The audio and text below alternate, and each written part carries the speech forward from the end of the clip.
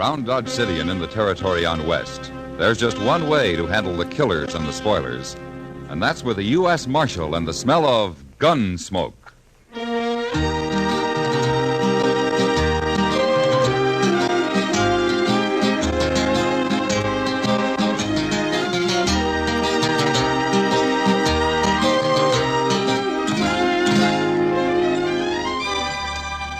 Gunsmoke, starring William Conrad.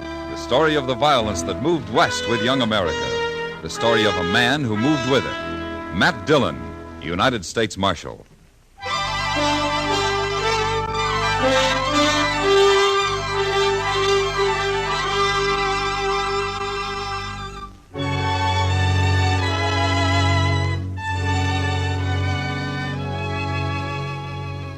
Chester had been helping me with some paperwork after the regular day ended, and we didn't get through until about 10 o'clock.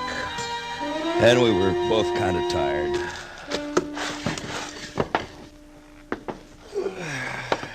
Well, I sure never did think I'd hold out, Mr. Dillon. I got a cramp in my hand and a crick in the neck. What I need's a beer. I'll join you, Chester.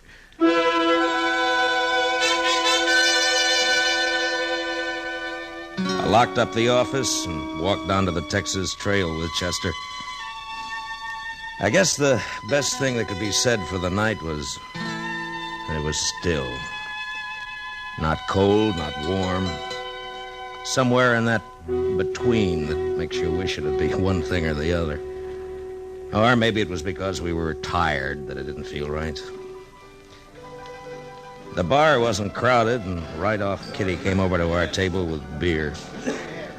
I thought she looked kind of worried. Hard day, Matt? Oh, no, nothing much. Oh.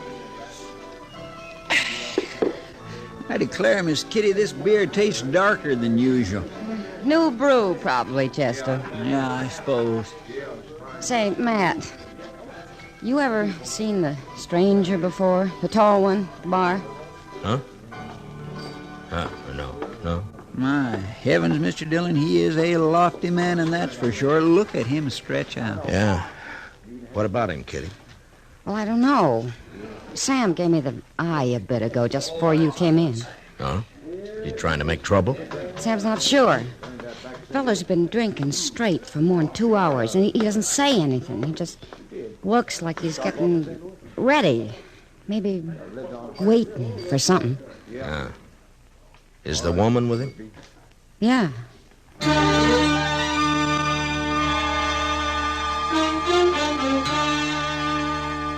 He was a lean, almost stringy man, better than usual tall. And he might have served in the army once because he wore his gun butt forward. As we sat, Chester and me, drinking our beer, he turned around a couple of times and looked at the door. I never saw a man with eyes as gray or with a skin to his face so dry and tough you'd swear you could get sparks off it with a flint. The woman standing next to him talked loud and often, but he didn't appear to be listening much. It was like Kitty said, he was waiting. About an hour went by, and the place began to quiet down. Most of the men drifted out to wherever their way was taking them.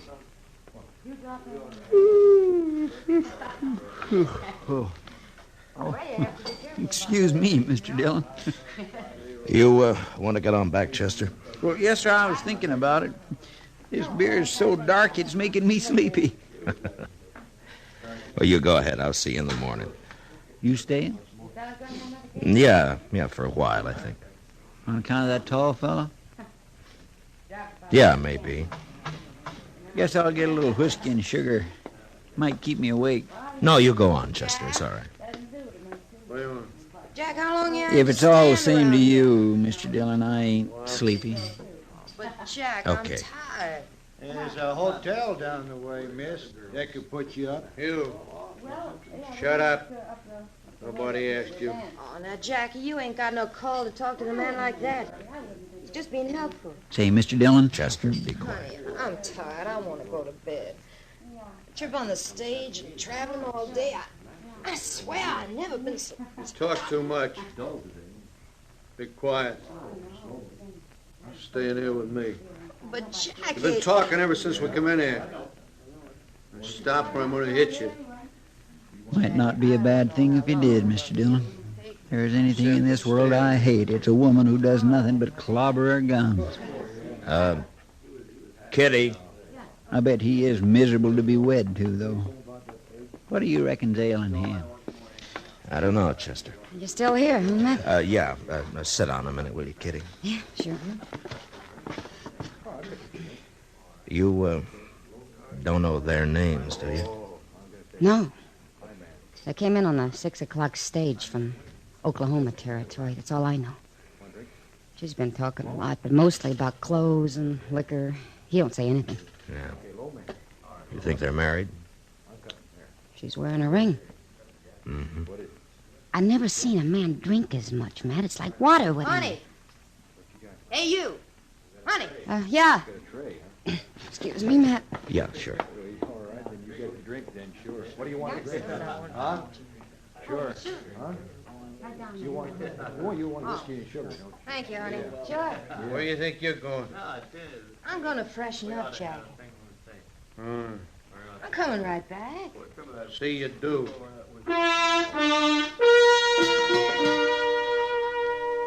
The woman had just got out of sight when we heard the horses coming down the street outside.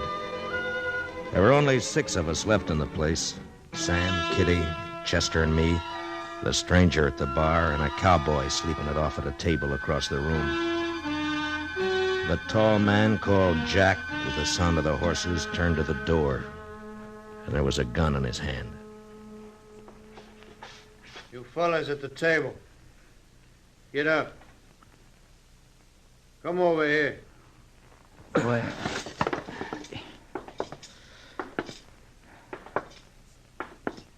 Well, I kind of wondered what you were waiting for. I know you've been wondering. That's why you've been hanging around. I don't want no trouble with you. Stay out of the way, you won't get hurt. Don't you put your gun away, mister. Don't bother me. There's trouble coming through that door any minute. Put it back. I don't allow gunplay in Dodge. What you allow ain't up to you now, mister. If you're in trouble, it's my job to protect you and your wife. This is private trouble. If you want part of it, I'll give it to you right now. In the belly. Jack, they're here, outside. Yeah, no. We can get out the back. I ain't running no more. You either. Come on, get behind the bar. Yeah, honey. You two fellas unhitch your belts. Leave them lay where they fall. Go on. Honey, you give me a gun, will you? I'll give you one. Wait a minute. Okay. Now you two get around behind the bar. All right. At the end. You and the lady. Well, listen, you can't shoot up this place. Sam, do what he says. Chester and I did as we were told and got behind the bar along with Kitty and Sam. The tall man picked up our guns and tossed one to the woman and then dropped the others beside him on the floor. And then we waited. All of us behind the bar, except for the cowboy drunk asleep at the table. You only had that mirror in for a month. It's going to be busted for sure. Honey, we should have kept going. Got the train in the morning further west. We'd had to stop somewhere. This is as good a place as any. Listen, mister, I'm going over and get the boy sleeping at the table there. He's going to get hurt. You move an inch from where you're at and I'll shoot you. Now shut up, all of you. I hear him out there. Yeah. Start shooting when that door swings in. Mr. Dillon, Stay down, Kitty. Don't worry, Matt. As I can figure. Stopped off in Dodge. They'll be in a saloon. Sure. Oh, I know, Barrow. Well, come on. Might as well start looking in here. Yeah, well, okay. Let's do with a drink. There he...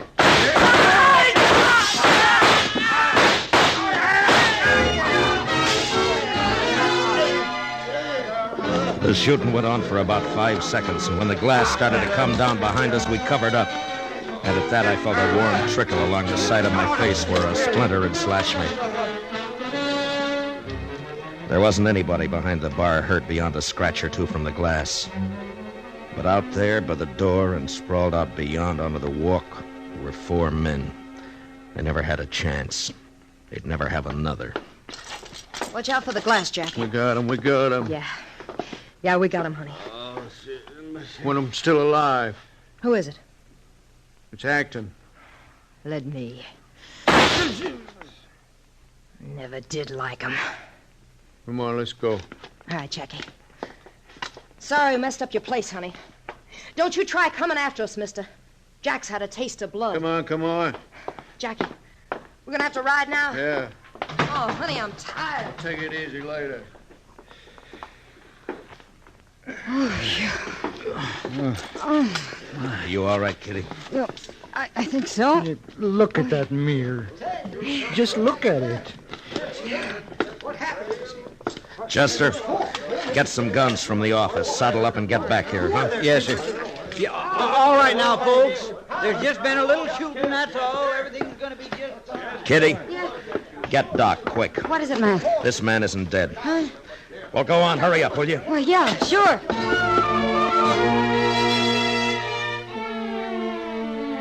She ran out into the night for Doc. And I stayed in the Texas Trail watching the life flow out of the bullet hole in the chest of the man the killers had called Acton.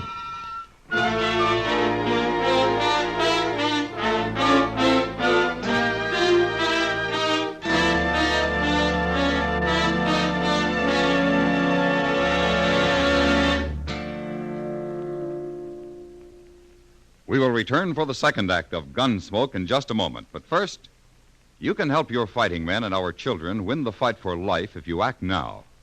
On the battlefront, our fighting men need blood to replace the precious substance they have so valiantly lost. Only through contributions to your Red Cross fund drive can we keep up that lifeline of blood to our wounded men. But time is running out. Give now. Your Red Cross must also have funds to transform blood into anti-polio serum. The polio season is just around the corner. Red Cross Gamma Globulin is the one weapon that will spare our children from death or the crippling paralysis of polio this summer. Polio won't wait. Your community, your neighbors, perhaps your own child, can be saved from the horrible effects of the dread disease if we do something now. Your Red Cross will not distribute the anti-polio serum. It will be sent to critical areas by government health agencies. There will not be enough to protect every child this year, but many thousands will be spared polio paralysis this summer because you gave to your Red Cross. When your Red Cross Fund volunteer calls, give generously. Do it today. You give, they live. Now, the second act of Gunsmoke.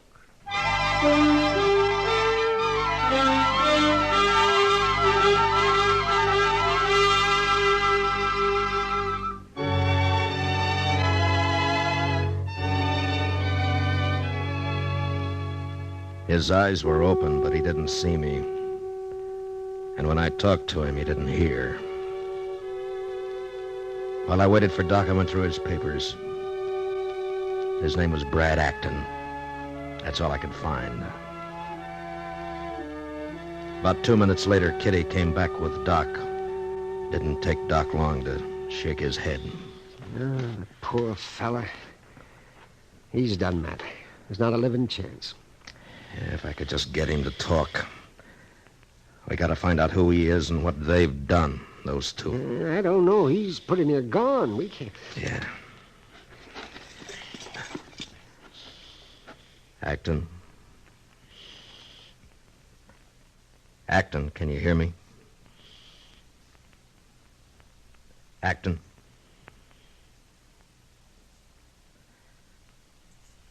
Acton.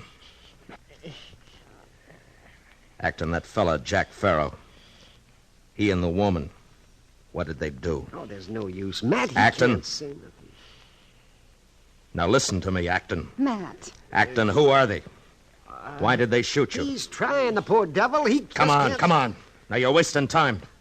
I got to get after him. Now, what did they do?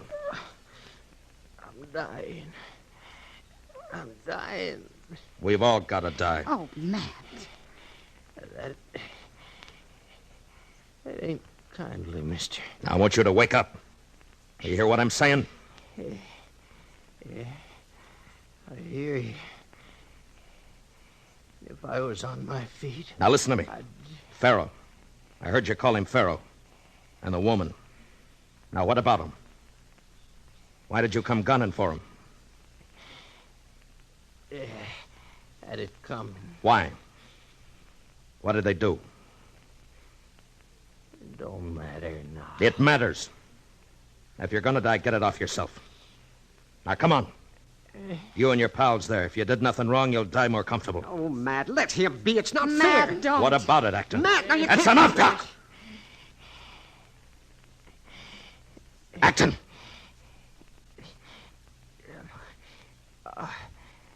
California. Out in California. Pharaoh, me and the boys, we held up a stage in Pharaoh. He took the money and lit out with that woman. We've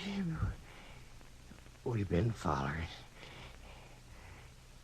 Look out for her. She's mean with a gun. Martha Lou.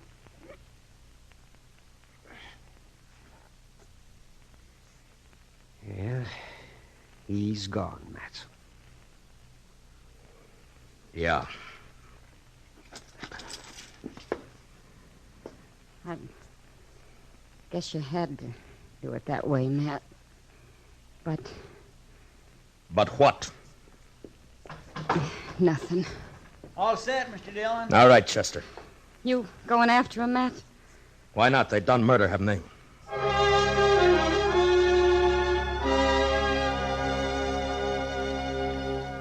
You have to figure the odds of a man forgiving you for what you do when a thing has to be done.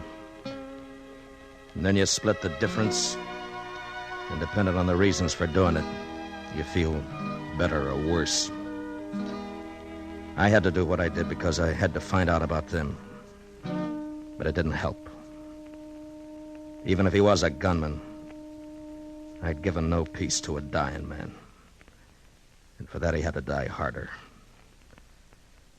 A man a long way from home.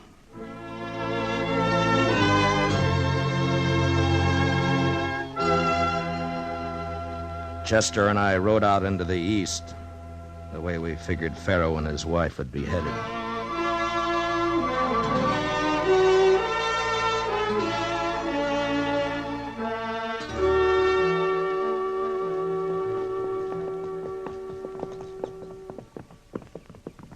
Sun's coming up, Mr. Dillon.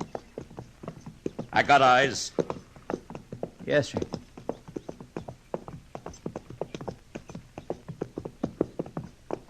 There's a homestead up around the bend. We'll stop and find out if they've seen anything.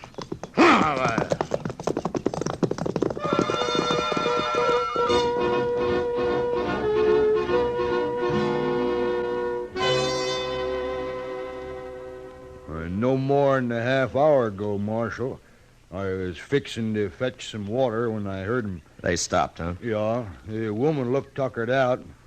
Never see a woman with all them skirts ride the way she did.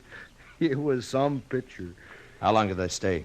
5 minutes, maybe. Wife had some coffee, and they drank it, scalding, and then took off. Headed east? Yeah. They wanted to know how far to Kinsley, or maybe they wanted to know the next station, and I told them Kinsley. I don't know. Santa Fe's due in there for Hutchinson about 8. They do something wrong, Marshal? Just 4 murders back in Dodge. Come on, Chester. The Pharaohs had enough start on us that if they got the train in Kinsley before we caught up, we'd have to use the telegraph and hope they could be stopped further down the line. With killers like that, there'd be a lot of shooting. And I figured it was my job to be there when it happened. We rode hard, It lacked a couple of minutes before 8 when we saw the smoke of the engine.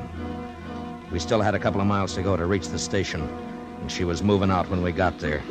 I swung aboard and held out a hand for Chester. My, running like that give me a stitch in the side. And the puffs.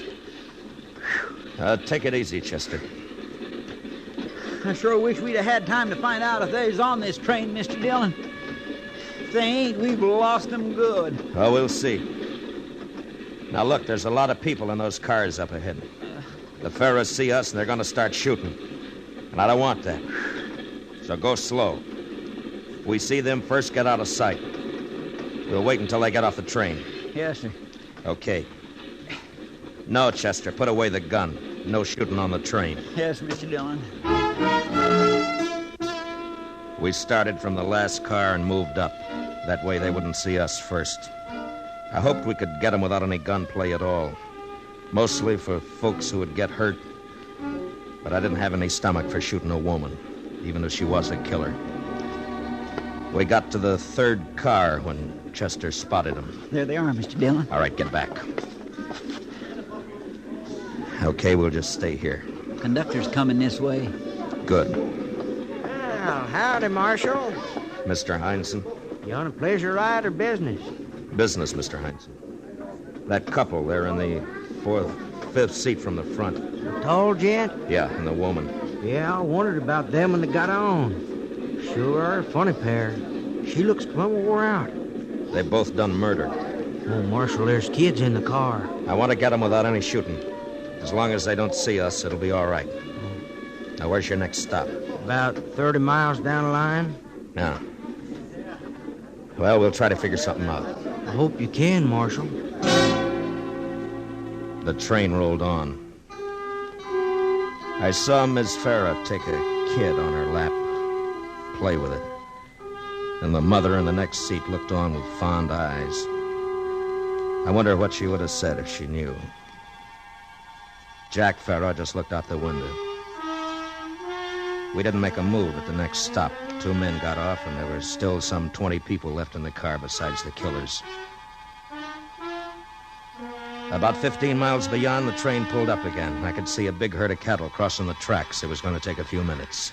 Mr. Heinsohn came down the aisle to the platform where we were standing. Hey, Marshal, I got an idea. See what you think. Yeah? We'll be about 10 minutes waiting until that herd gets across. How about if I tell the folks in the car they can get out stretch legs for a bit? Might give you a chance to. All right, go ahead. Hey, say there, folks.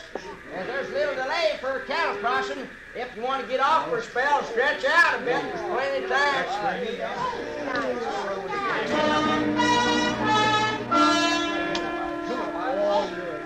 We watched. Slowly, one at a time, they made up their minds. The women glad to let the kids work off steam. The men to size up strange land or somebody else's herd. And they straggled out. There was one old couple that wouldn't move, though. And I saw Mr. Heinsohn making an eye and a shrug at me. Then they changed their minds and hobbled off. And I'd left the car empty except for the Farrows, Chester, Mr. Heinsohn, and me. That's your deal, Marshal. Lucky they didn't decide to get off. I didn't think they would. All right, go ahead, Mr. Heinsohn, and get those people down the line a bit, huh? Yes, sir. All right, Chester.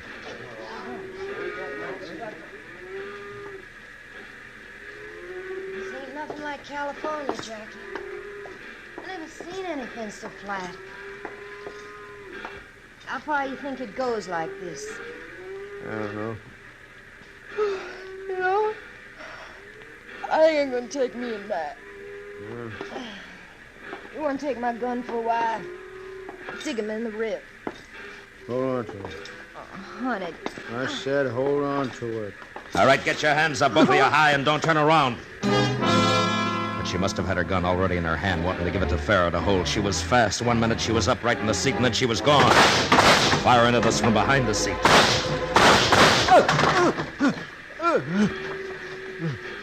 Jackie! Jackie! All right, throw out your gun, Miss Farah. Jackie! Throw out your gun and stand up. I don't want to hurt you. I'll kill you. I'll kill you! Look out, Mr. Dillon. She's going for his gun. Yeah. No, Chester, give me a hand, will you? Now stop it. Stop it. Stop it. I'll kill you! Jackie!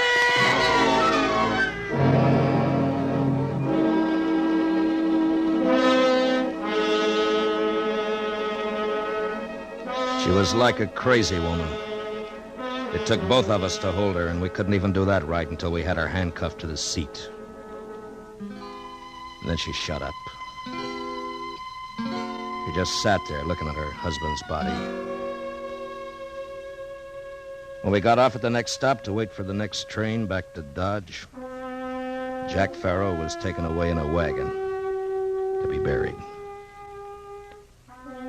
His wife stood by the tracks watching it as it moved off.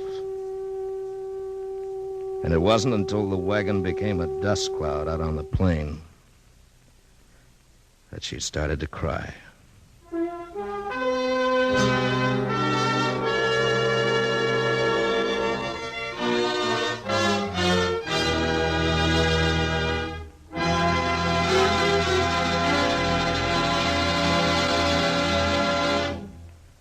Gunsmoke, under the direction of Norman Macdonald, stars William Conrad as Matt Dillon, U.S. Marshal. Tonight's story was specially written for Gunsmoke by Anthony Ellis, with music composed and conducted by Rex Corey. Featured in the cast were Michael Ann Barrett and Tom Tully, with John Daner, Lawrence Dobkin, and Jack Crucian. Parley Bear is Chester, Howard McNear is Doc, and Georgia Ellis is Kitty. Gunsmoke is heard by our troops overseas through the facilities of the Armed Forces Radio Service.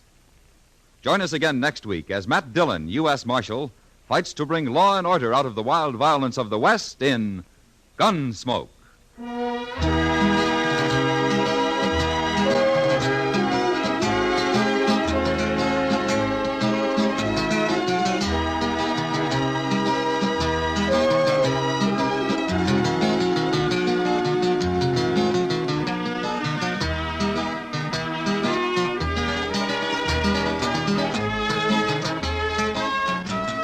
The scholastic standards are rigid at Madison High. You must have a sense of humor to attend. Listen in to Eve Arden as English teaching Our Miss Brooks any Sunday evening, and you'll get the point. When Eve takes over the class, everybody's favorite subject is comedy. So don't forget, your Sunday Eve is Our Miss Brooks over most of these same CBS radio stations. Be sure to enjoy her tomorrow night. George Walsh speaking. America's 45 million radio families listen most to the CBS Radio Network.